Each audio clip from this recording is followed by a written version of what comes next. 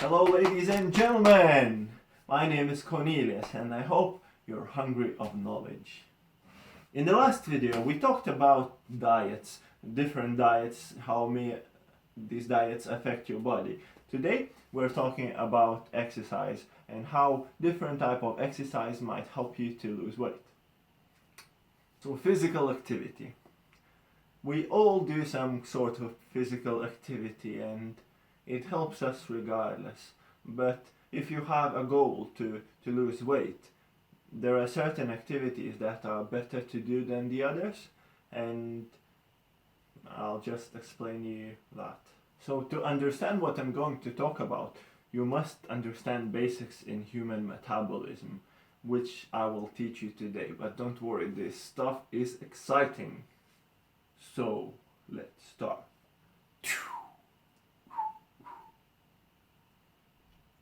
Yeah. In day-to-day life, we rely on two main energy sources that are carbohydrates, our grains, fruits, vegetables, and fats, like oil and meat,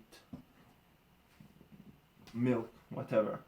However, it is not the final version of our energy. When we consume all these two sources of energy, we need to break them down into smaller molecules by certain metabolic processes such as tricarboxylic acid cycle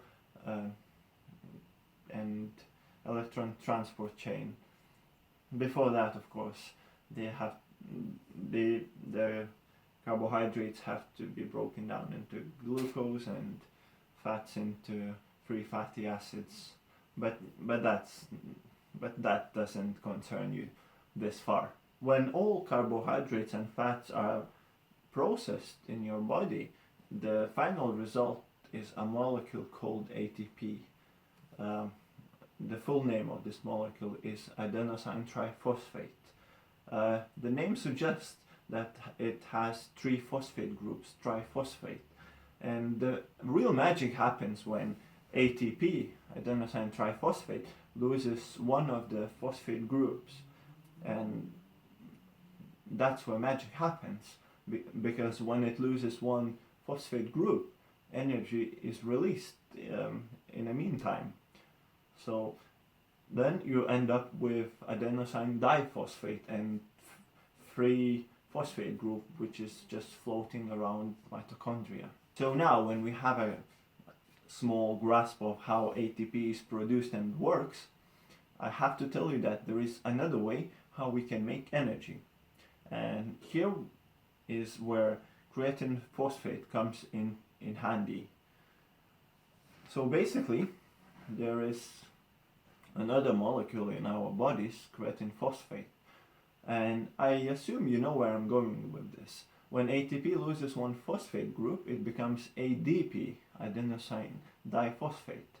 And creatine phosphate donates the phosphate group, and there we are, we have another ATP.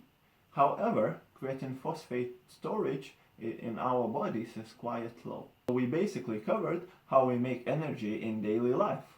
I've told you this is exciting, this stuff is just mental. When you start, you can't stop. Another thing to know is when ATP is produced and what are its derivatives. Well, the simple answer is it's produced all of the time from the different derivatives. However, it's not that simple. Derivatives matter.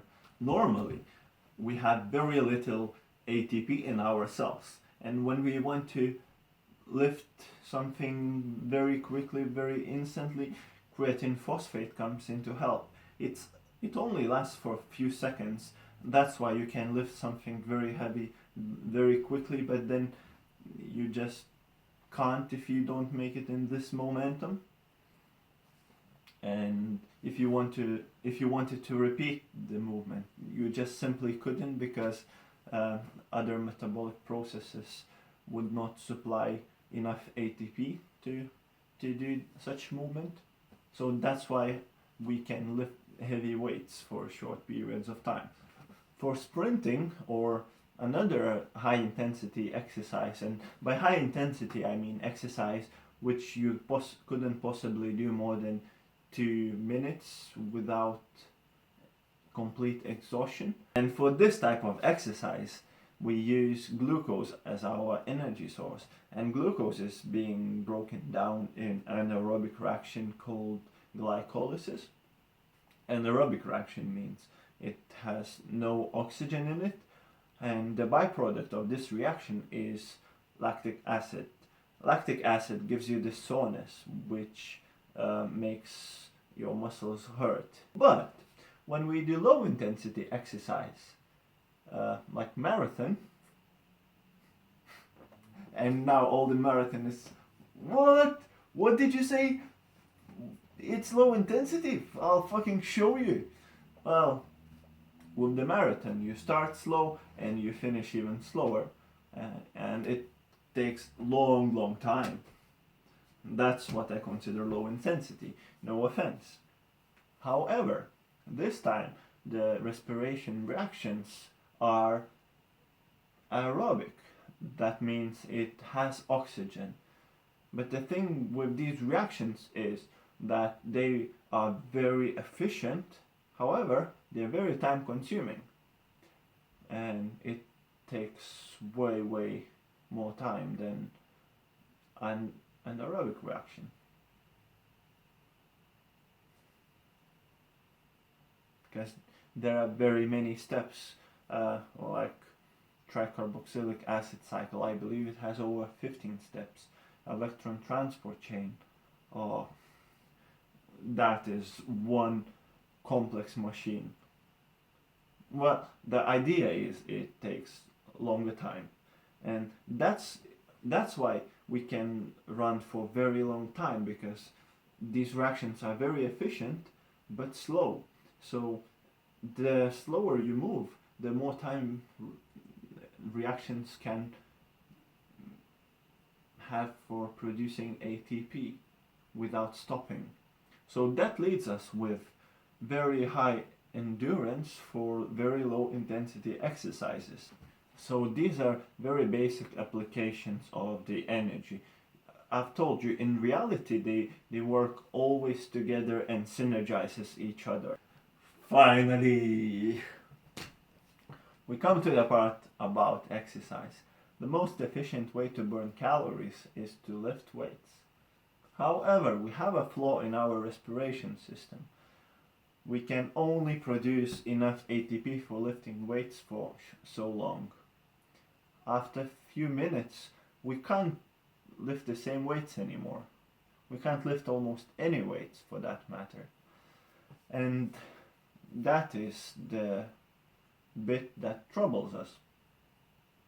It's not continuous, and that's where low intensity exercises exceed us. Even though we don't burn such a high amount of calories when we are doing low intensity exercises like running a marathon, but in a long time we do burn more calories, because we have enough time for our bodies to allow to produce ATP, energy. So that way we burn more calories.